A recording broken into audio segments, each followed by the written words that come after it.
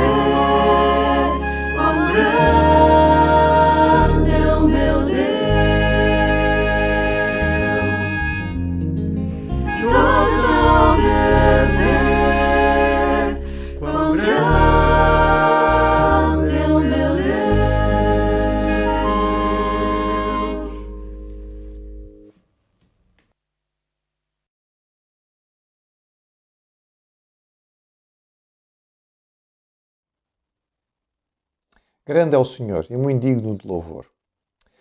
Desde o início desta pandemia que estamos a viver, que tem havido muitos pregadores rápidos em fazer uma ligação entre estes eventos e a segunda vinda de Jesus.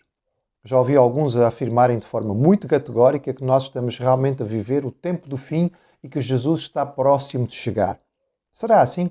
Bem, quase que qualquer evento de amplitude maior que tenha implicância no mundo inteiro tem sido interpretado desta maneira. Ao longo da minha vida, e não é assim tão longa, eu já verifiquei isso várias vezes. Durante a Guerra Fria, havia vários intérpretes que falavam sobre a URSS, não é? A famosa União Soviética, como sendo Gog e Magog. Lembro-me de livros escritos nos anos 70 que afirmavam isto de forma muito categórica, com vários mapas e gráficos muito interessantes, que hoje provavelmente seriam motivo de riso e de chacota. No início dos anos 80, houve o alinhamento dos planetas, e lembro-me bem que nesta altura houve uma certa euforia. Também houve vários livros, falando que o alinhamento dos planetas era um sinal que apareceria no céu para indicar claramente a volta do Senhor Jesus. No entretanto, o alinhamento dos planetas veio e foi, e o Senhor Jesus não tinha voltado. Lembro-me da chegada da perestroika, e particularmente do líder russo daquela altura, Gorbachev. Lembram-se dele? Gorbachev tinha um grande sinal na sua testa, e imediatamente isto foi interpretado, segundo o texto bíblico de Apocalipse, de que o anticristo tinha uma marca na testa e, portanto, ele era sem dúvida Gorbachev. E ele era de certeza absoluta o anticristo. E lembro-me de pregadores que o afirmavam de forma categórica, dizendo que em breve o Senhor Jesus ia voltar. Mas ainda não foi assim. Bem, recentemente mesmo, na eleição de Donald Trump, quando ele decidiu passar a Embaixada dos Estados Unidos da América para Jerusalém, também houve pessoas que rapidamente usaram isto para fazer interpretações a respeito da volta de Jesus. Ou seja, qualquer sinal, qualquer marca daquilo que acontece a nível mundial pode ser rapidamente usado para ligar a alguma profecia sobre a volta de Jesus. Eu vi, e é provável que alguns dos irmãos também tenham visto, é um vídeo que circulou na internet em que se fez uma montagem das imagens das nossas cidades europeias, vazias, estradas vazias, mercados vazios, e estas imagens foram utilizadas como fundo para a música O Rei está voltando. A praça está vazia, o comércio já fechou, o trabalho está parado. E é impressionante, e eu fiquei um bocadinho arrepiado, como acredito que você também, porque parece que o poeta que compôs esta canção há muitos anos atrás estava a ver aquilo que está a acontecer agora. Será que realmente é isto? Será que é possível encontrar profecias que estão a falar sobre esta época de pandemia? Qual é a ligação que nós podemos ter entre este momento que estamos a viver e aquilo que a palavra de Deus nos fala? Ou mais importante ainda do que tudo isto, o que é que isto significa para cada um de nós? Bem, olhemos para os sinais da volta do Senhor. Aqueles que são apresentados de forma clara na palavra e que nós podemos de alguma forma estar a viver. O Senhor Jesus, no seu sermão profético, disse o seguinte: ouvireis de guerras e rumores de guerras. Olhai, não vos assusteis, porque é mistério que isto tudo aconteça, mas ainda não é o fim. Portanto, se levantará nação contra nação, reino contra reino, e haverá fomes e pestes e terremotos em vários lugares. Porque haverá então grande aflição, como nunca houve desde o princípio do mundo até agora, nem tampouco há de haver. O século XX foi o século de maior destruição do nosso planeta. As catástrofes naturais têm crescido de uma intensidade extraordinária e nós hoje podemos assisti-las quase que em tempo real, vendo aquilo que está acontecendo do outro lado do mundo. Esta peste, a nível mundial, uma pandemia, certamente faz parte do pacote. Mas será que é propriamente uma novidade? Será que nunca houve devastação assim? Há mais ou menos um século atrás, o mundo foi assolado por uma outra pandemia. Ficou conhecida como a gripe espanhola. Ela teve impacto a nível mundial e o número de mortos que se verificou na altura não foi feito em contagem de algumas centenas ou milhares, mas de muitos milhões. As contagens dos mortos na altura da gripe espanhola falam entre 60 a 100 milhões de pessoas.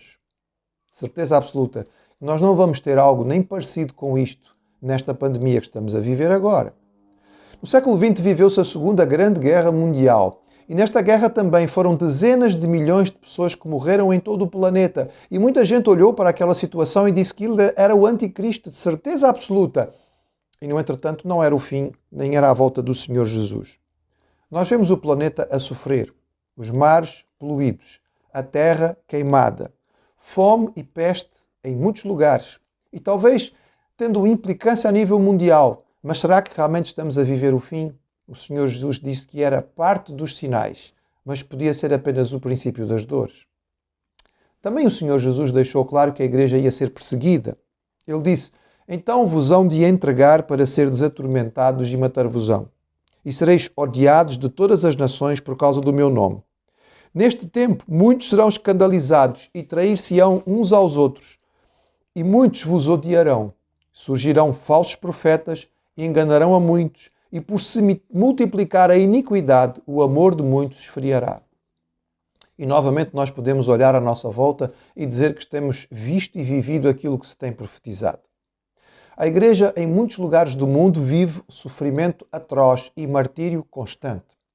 O século da história em que morreu mais gente perseguida por causa da sua fé em Cristo foi exatamente o século XX. Nós estamos a viver a era dos mártires e não apenas a ler a respeito dela. Em muitos lugares do planeta hoje, cristãos foram perseguidos e mortos por causa da sua fé em Jesus. Igrejas foram queimadas, líderes foram torturados. Hoje, isto não é história, está a acontecer. No Ocidente, nós não vivemos uma perseguição direta, mas a verdade é que a intolerância à Igreja de Jesus vai crescendo.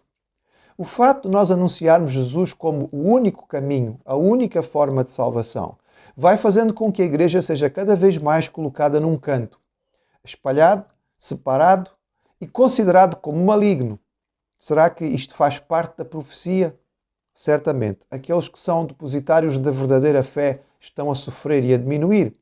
Os falsos profetas se multiplicam e igrejas, mesmo aquelas que tomam o nome de Jesus, aparecem todos os dias com ideias e com teologia e doutrina completamente herética. Também não é novidade. Ao longo de toda a história do cristianismo, hereges apareceram. Surgiram e por vezes pareceram assolar a igreja, para passado pouco tempo desaparecer. Tudo isto faz parte da profecia. Pode ser que ainda não seja o fim, mas pode ser que Jesus esteja a chegar. A palavra nos fala sobre uma governação mundial. A profecia no Apocalipse dá-nos a entender claramente que o anticristo vai ter um poder sobre um governo que terá a capacidade de exercer autoridade no mundo inteiro. Nos diz que este governo vai limitar as liberdades da humanidade e vai ser aclamado pelo povo. O anticristo vai reinar democraticamente. Mas nós vivemos num mundo que preza a sua liberdade. As pessoas e as comunidades prezam aquilo que são os seus direitos. Pode parecer estranho este tipo de profecia neste contexto. E então vem a pandemia. E nós descobrimos o governo a limitar as nossas liberdades pessoais e comunitárias e o povo aplaude. O povo fica feliz. O povo vota maioritariamente em que isto assim seja feito.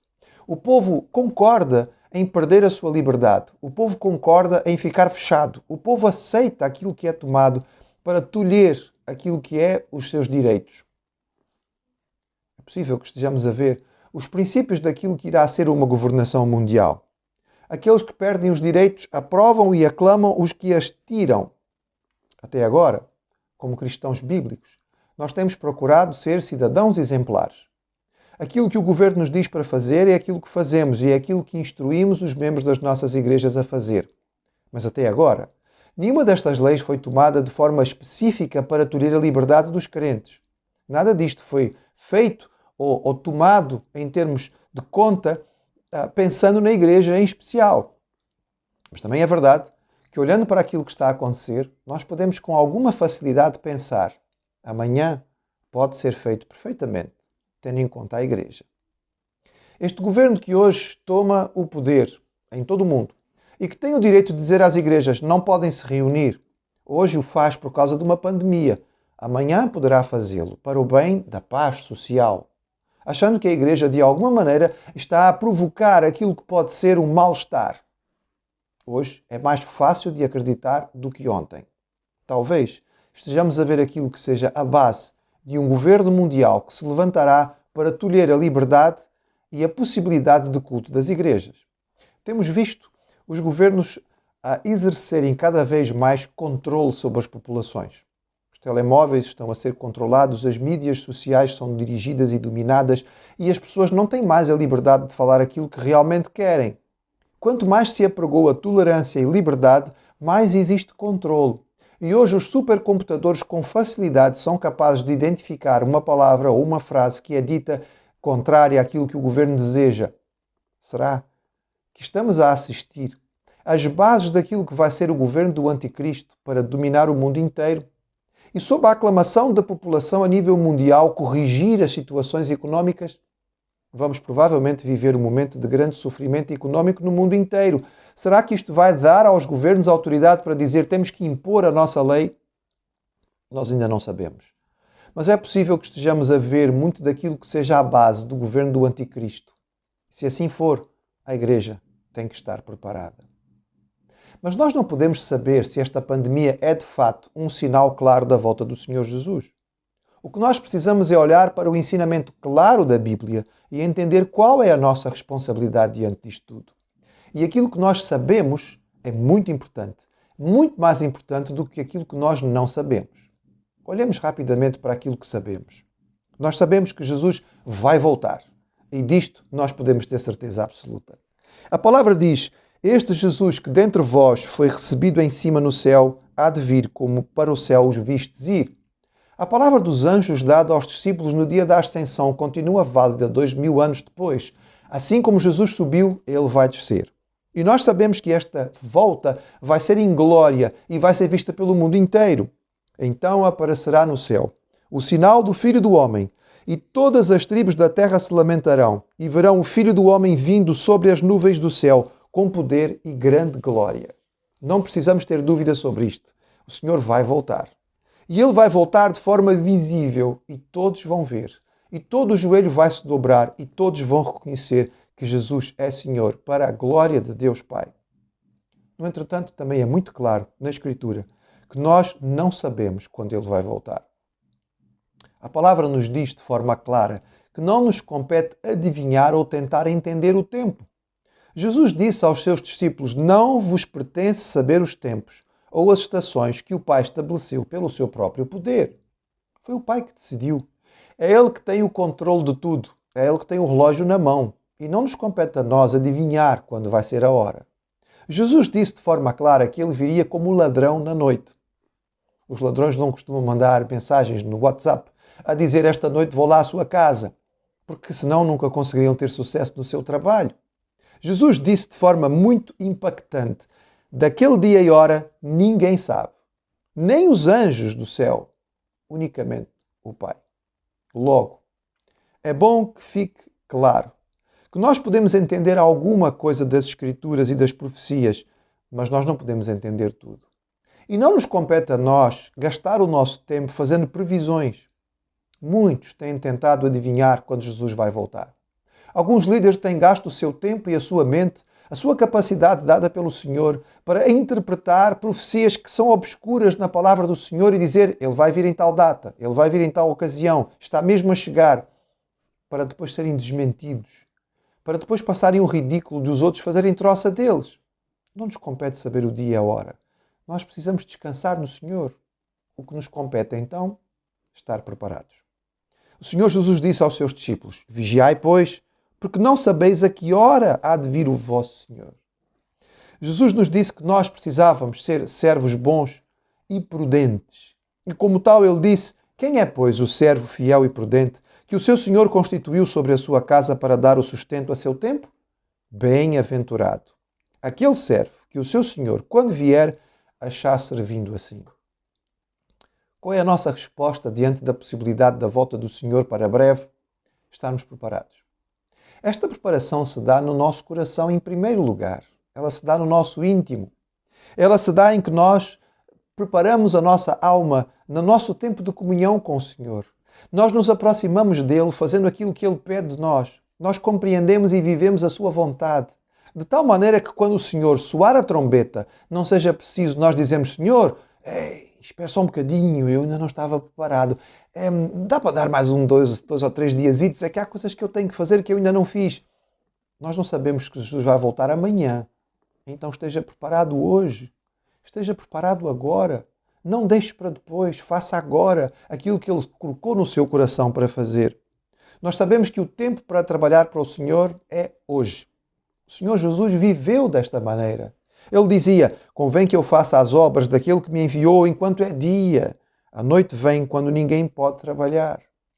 E nós somos seus discípulos. Fomos chamados a viver como Ele viveu, tendo consciência de que o dia para fazermos a obra de Deus é este, é agora.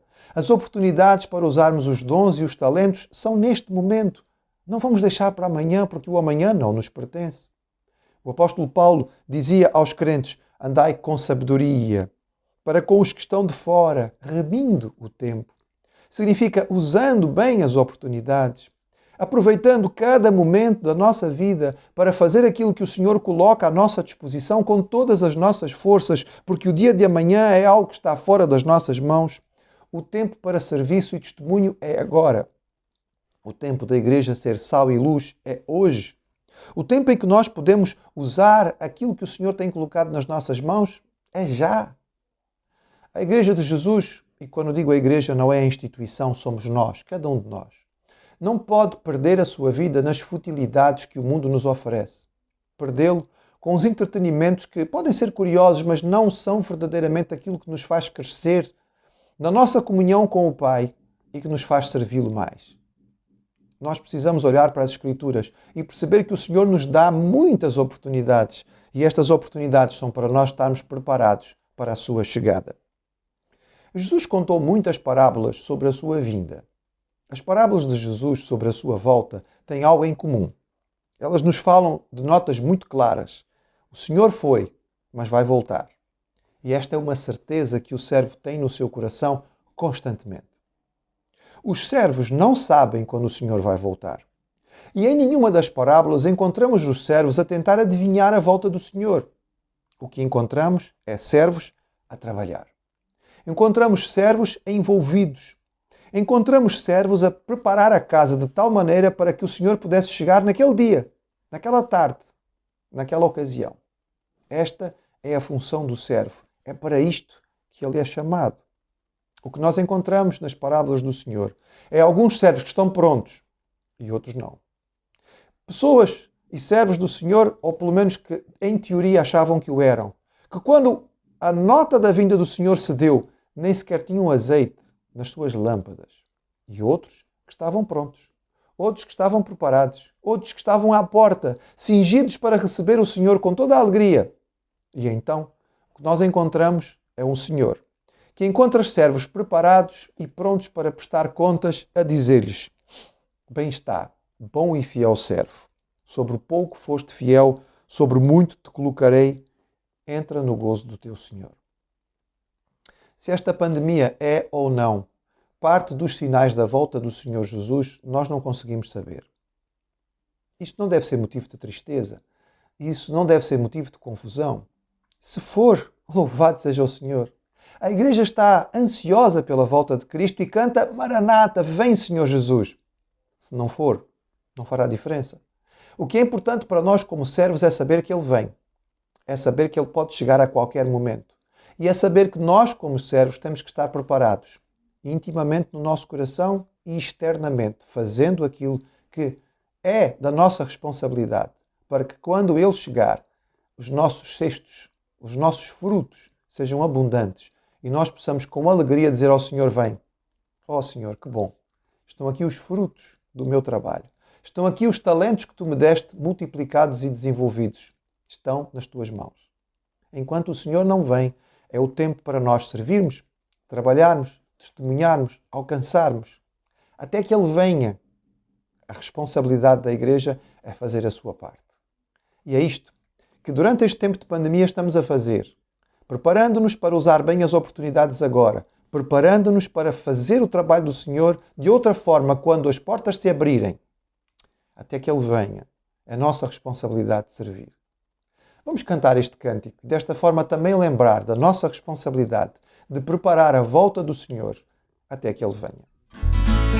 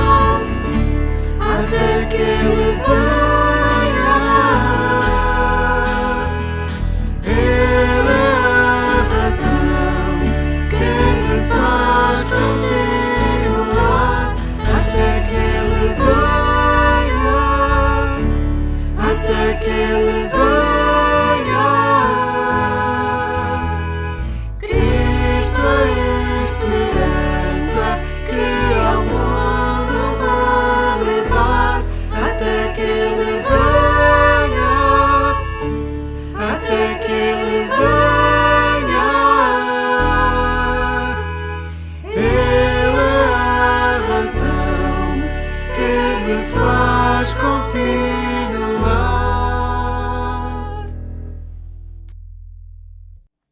até que Ele venha, nós faremos a nossa parte.